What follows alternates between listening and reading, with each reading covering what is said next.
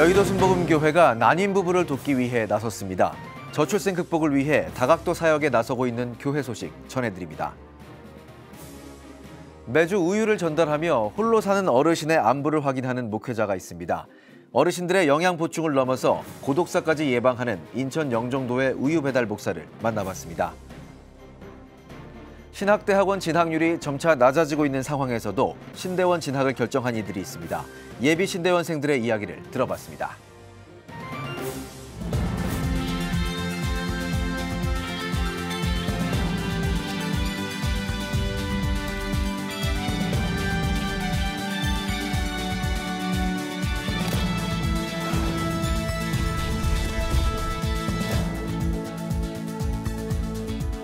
여러분 안녕하십니까? 2월 18일 CTS 뉴스입니다. 아이를 낳고 싶어도 어려운 난임 가정. 교회가 그 고충에 공감하고 적극 지원에 나섰습니다. 저출생 극복을 선도하고 있는 여의도 순복음교회 소식 장현수 기자가 전합니다. 하나님 은혜 가운데 아이가 잉태될지어다. 건강한 아이가 태어나게 될지어다. 믿습니다. 기적이 일어날지어다. 기적이 일어날지어다. 기적이 일어날지어다. 난임 부부들이 안수기도를 받습니다. 좌절보다 기도를 택한 이들, 다시금 임신의 희망을 키웁니다. 여의도 순복음교회는 지난해 12월 21일부터 매주 토요일 난임 부부 심적 치유와 격려를 위한 이영훈 목사 특별 안수기도를 진행하고 있습니다. 난임 기간이 길어질수록 불안해지는 부부들의 마음을 기도로 다잡는 겁니다. 안수기도는 난임 치료 중이거나 유산 경험이 있는 등 임신에 어려움이 있는 교인, 직원, 교역자라면 누구나 신청이 가능합니다. 아브라함이 25년 걸렸지 않습니까? 그러니까 하나님의 때가 있습니다. 그러니까 우리 모든 난임 부부들, 아이가 없는 가정들은 말씀 붙잡고 간절히 기도해서 기적을 체험하시길 바랍니다. 여의도 순복음교회는 기도로 난임 부부를 지지하는 동시에 실제적 지원도 시행할 계획입니다. 교회 출산장려 특별위원회는 난임 부부 인식 개선 교육과 임산부 지정차석제 도입을 추진하고 있고 난임 진료비, 시술비 지원도 검토하고 있습니다. 여의도 순복음교회는 난임 부부 지원을 비롯해 다양한 사역으로 저출생 극복에 앞장서고 있습니다. 2012년부터 2024년 말까지 지급한 출산 장려금만 61억 원. 지난해에는 출산 장려금 지원을 더욱 확대하기도 했습니다. 이 목사는 저출생 문제 극복에 기여한 공로를 인정받아 지난해 국민훈장 모란장을 받았습니다. 교회는 출산 장려를 위한 사역을 앞으로 더 확대할 계획입니다. 기독교인들이 신앙의 원리대로, 창조의 원리대로 생각하고 번성하는 그 역사를 이루어나가면 저출생 문제도 이제 극복해 나갈 수 있으리라 저는 확신합니다. 한국교회와 국가의 미래를 저출생 극복에서 찾고 있는 교회. 절실하고 따뜻하게 새 생명을 소망하며 지원 사역에 나서고 있습니다. CTS 뉴스 장현수입니다. 노인 인구 천만 시대. 안타깝게도 혼자 쓸쓸히 죽음을 맞이하는 노인 고독사는 해마다 20% 늘고 있습니다. 고독사 문제를 막기 위해 인천 영종도의 한 목회자가 지역 어르신들에게 우유를 배달하며 안부를 전하고 있습니다. 김인혜 기자가 만나봤습니다. 해질녘 늦은 오후, 작은 차로만 지날 수 있는 좁은 길을 지나 홀로 사는 어르신의 집을 찾아갑니다. 도착하면 우유 가방이 비었는지 먼저 확인합니다.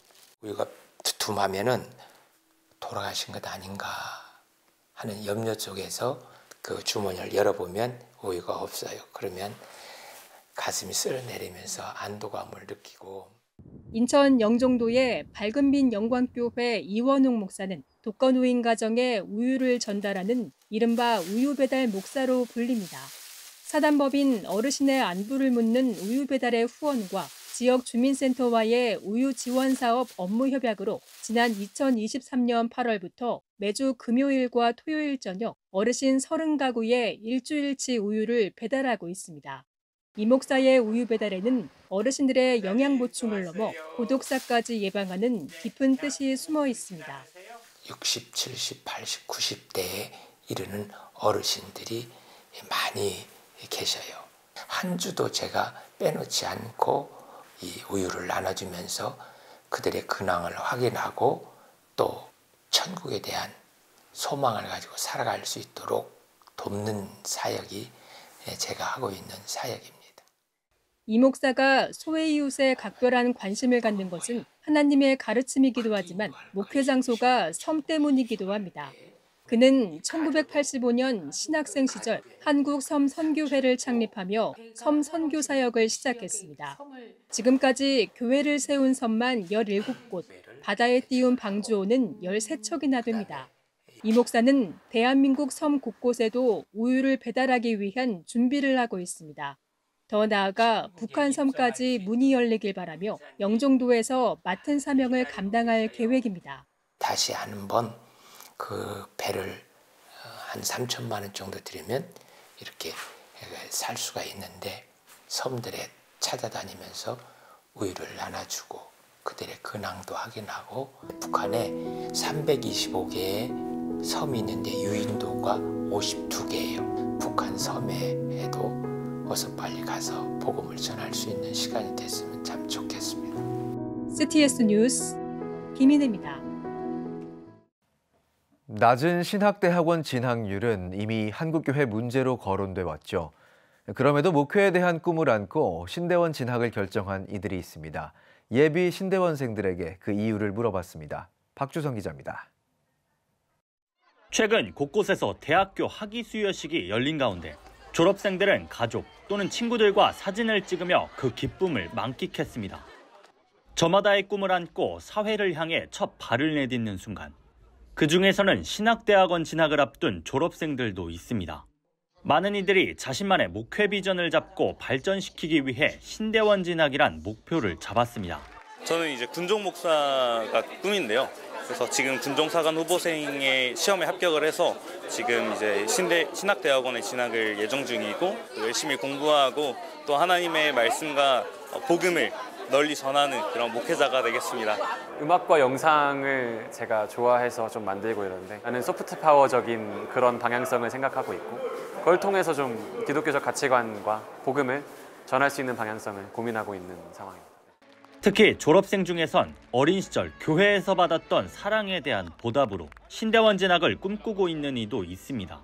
어릴 때부터 교회에서 생활하면서 교사분들의 헌신을 보면서 되게 많이 감동을 받고 성장할 수 있었던 그런 시간들이 있어서 또 만나는 영혼들에게 더 좋은 가르침을 주고 싶어서 그렇게 진학을 결심하게 되었습니다. 이처럼 각기 다른 목회 비전을 품은 예비 신대원생들. 이들이 신대원 진학을 결정한 궁극적인 이유는 복음을 전파하고자 하는 소망에 있었습니다. 첫 번째는 예수님 사랑이고요. 두 번째는 교회를 사랑하는 마음, 그리고 마지막은 성도를 사랑하는 마음입니다. 저는 이 마음 세 가지만 잊지 않고 제가 이 길을 쭉 간다면 그 어느 것도 두렵지 않을 것 같습니다. 하나님께서 저에게 주신 그 사랑과 은혜가 너무나도 커서 그 은혜를 또 다른 사람에게 널리 전하고 싶다라는 그 마음으로 하나님이 살리셔야 하는 영혼들에 대한 마음이 제일 컸고요. 그 마음이 영혼을 향한 마음이 있기 때문에 계속 이 일을 해나가는 게 아닌가 싶은 마음이 있습니다. 저마다의 꿈을 아는 예비 신대원생들의 발걸음이 계속돼 한국교회의 미랄이 되길 소망해봅니다. CTS 뉴스 박주성입니다. 한국교회 인권센터가 123 내란 세력을 옹호한 국가인권위원회를 비판하는 성명을 발표했습니다. 센터는 국가인권위는 계엄 선포로 야기된 국가적 위기 극복 대책 권고의 건을 수정 의결했다며 이 안건의 본질은 내란 혐의로 구속된 윤석열 대통령을 옹호하고 비상계엄이라는 반헌법적 조치를 정당화하려는 시도였다고 지적했습니다.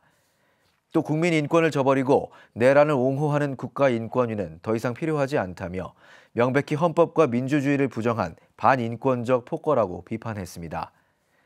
이어 비상계엄으로 인권을 침해당한 시민의 피해 사례를 철저히 조사하고 대책을 마련해야 한다면서 계엄군에 맞선 시민들의 권리를 보장하는 것이 인권위 본연의 역할이라고 강조했습니다. 서울신학대학교가 2024학년도 전기 학위 수여식을 17일 성결이네 집에서 개최했습니다. 서울신대는 이날 대학원생 197명과 학부생 306명, 총 503명에게 학위를 수여했습니다. 서울신대 황덕형 총장은 각자의 꿈을 좇아 더 넓은 세상으로 나가 활기차게 비상할 미래를 기대한다며 평생의 삶에 하나님의 은총이 가득하길 축복한다고 졸업생들에게 훈화했습니다. 이에 졸업생 대표로 신학과 이모세 학생이 답사를 전했습니다. 이날 학위 수여식에선 총 18명의 우수 졸업생에게 상장을 수여했으며 졸업생들은 대학 발전기금을 전달했습니다. 앞서 예배에서 미래의 나를 상상하라란 제목으로 설교한 한기채 이사장은 비전을 품고 꿈을 성취해 나가길 기대한다고 졸업생들을 격려했습니다. 용인 기쁨의 교회가 예비 대학생들을 대상으로 태박 캠프를 진행했습니다. 6일 동안의 일정으로 진행된 캠프에서는 참가자들이 스마트폰 등 미디어 기기를 자발적으로 반납하고 오직 말씀과 기도에 집중하며 자신을 돌아보는 시간을 가졌습니다.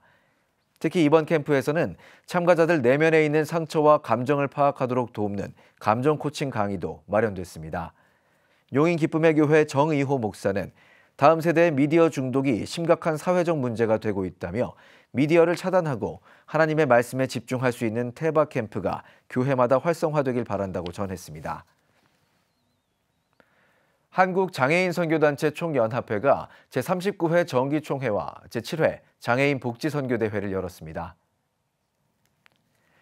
정기총회에 앞서 열린 예배에서는 정요한 선교사가 말씀을 전했습니다.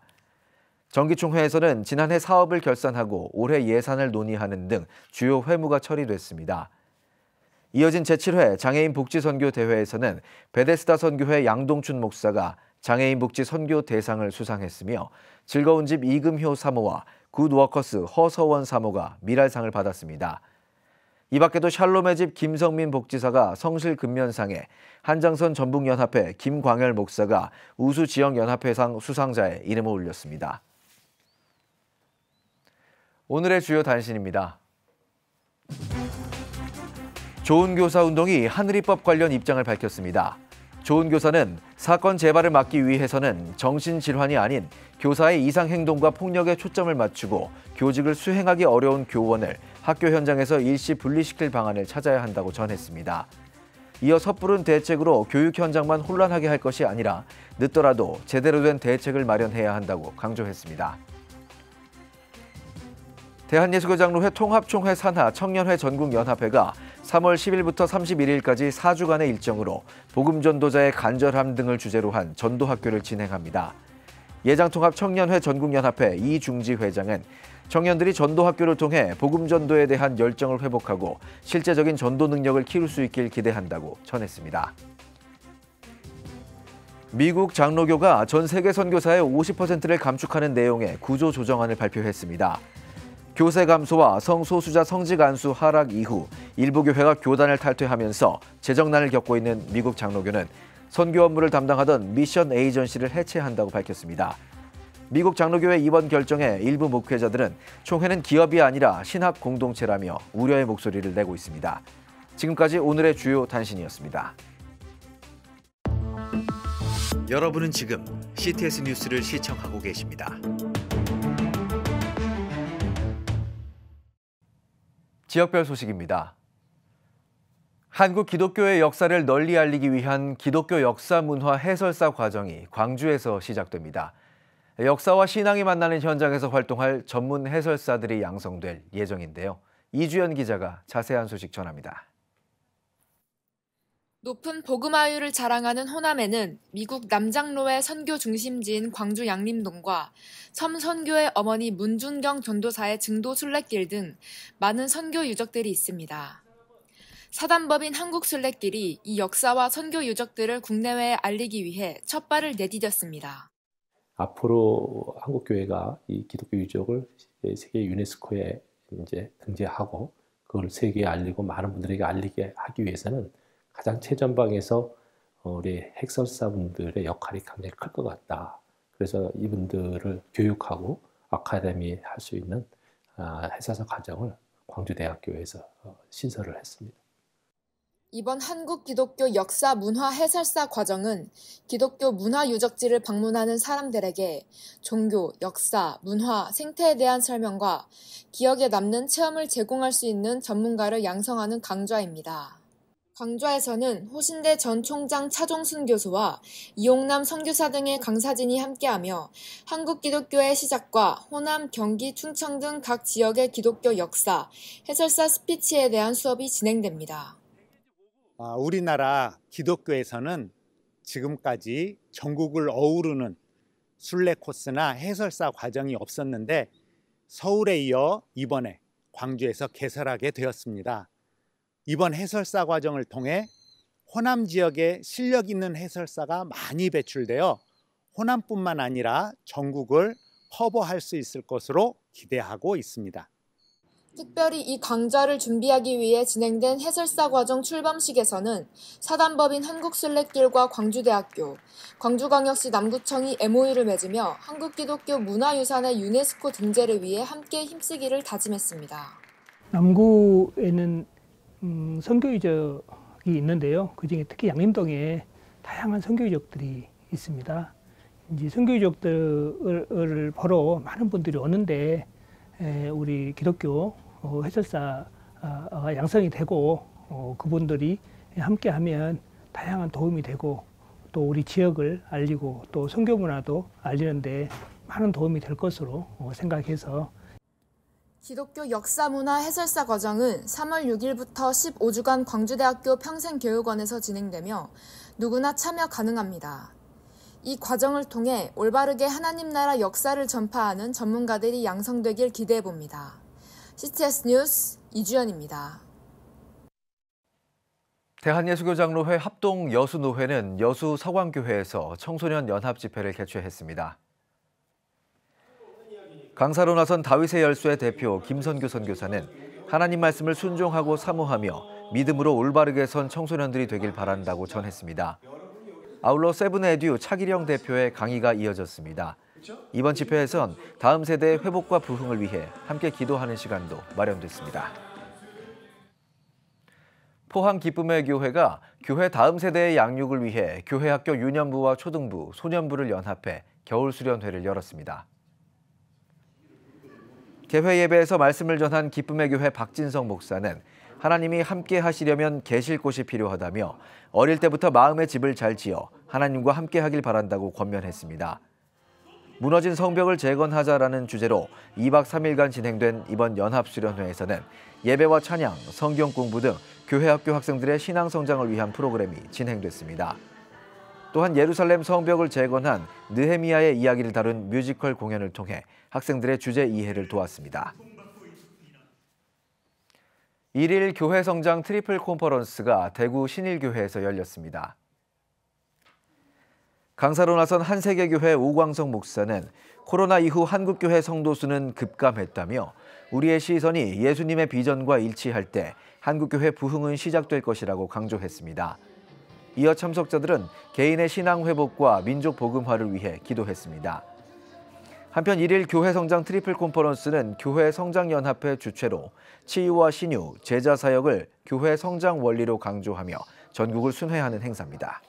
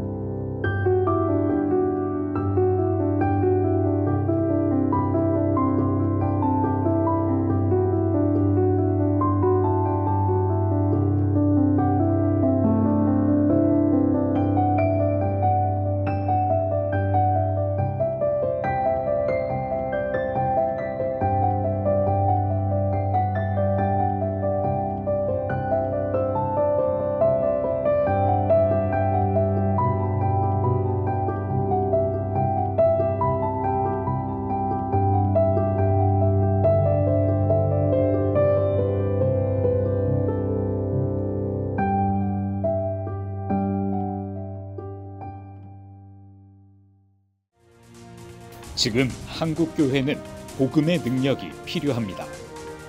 하나님 앞에서 자신을 돌아보는 회개 용서운동, 성령의 임재를 간절히 구하는 기도 성령운동, 오직 말씀과 기도로 다시 일어서야 합니다. 한국교회가 복음의 능력을 회복할 때 나라와 민족을 살리고 다음 세대가 믿음으로 바로 설 것입니다. 예수 그리스도의 생명의 복음으로 하나 되는 한국교회. 개혁주의 생명신학이 예수 생명의 마중물이 되겠습니다. 이 캠페인은 기독교대학의 글로벌 리더 백석대학교와 백석총회가 함께합니다.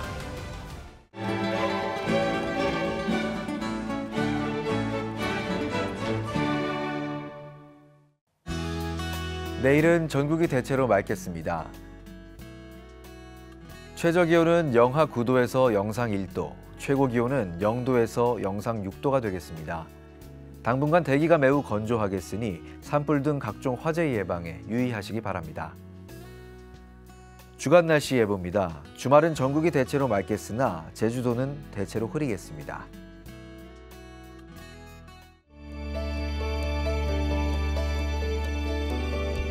백만인 기도운동에 새롭게 참여하신 분들입니다.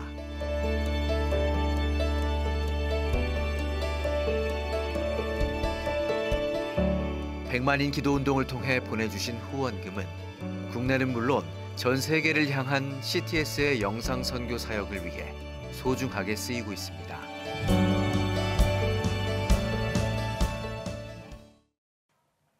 CTS 뉴스 오늘 순서 여기까지입니다. 시청해주신 여러분 고맙습니다.